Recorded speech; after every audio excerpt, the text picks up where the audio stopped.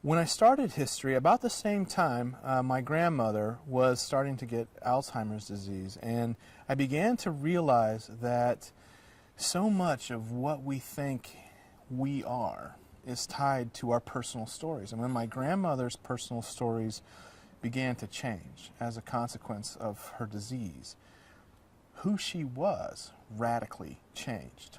She had gone from being a wonderful matriarch, a Christian matriarch, to a 70-year-old cursing like a sailor woman who wasn't quite sure where she was in her time and who some of the people were.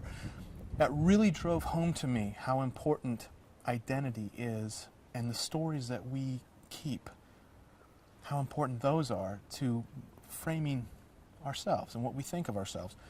That event, as I watched my grandmother go through her disease, coincided with my beginning of my history PhD.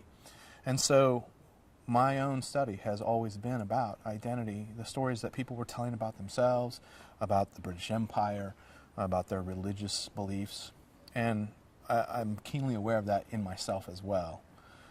And that invades my classroom, because I've begun to learn that history for its own sake, history just for the sake of the wonder of what humanity has done, is no longer as marketable in the commerce of curriculum, with so many different scholastic options for students, with so many different careers that they could choose from, and each of these have just a little bit of room for history.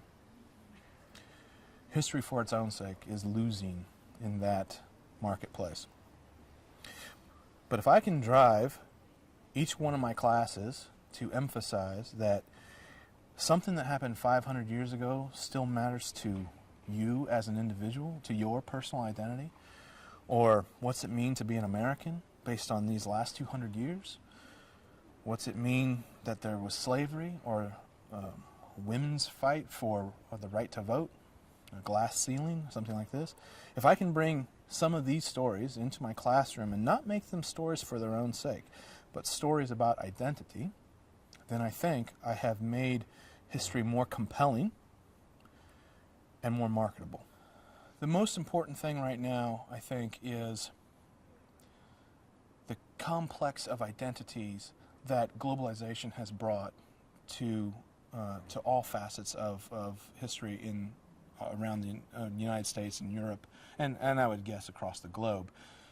As we are encountering more and more people from other cultures, and they come and they live with us, there's an instinct maybe at first to think of people as very, very different from us, and that perhaps we don't have anything in common with these people from another country, or these people from another class, another gender, another ethnicity.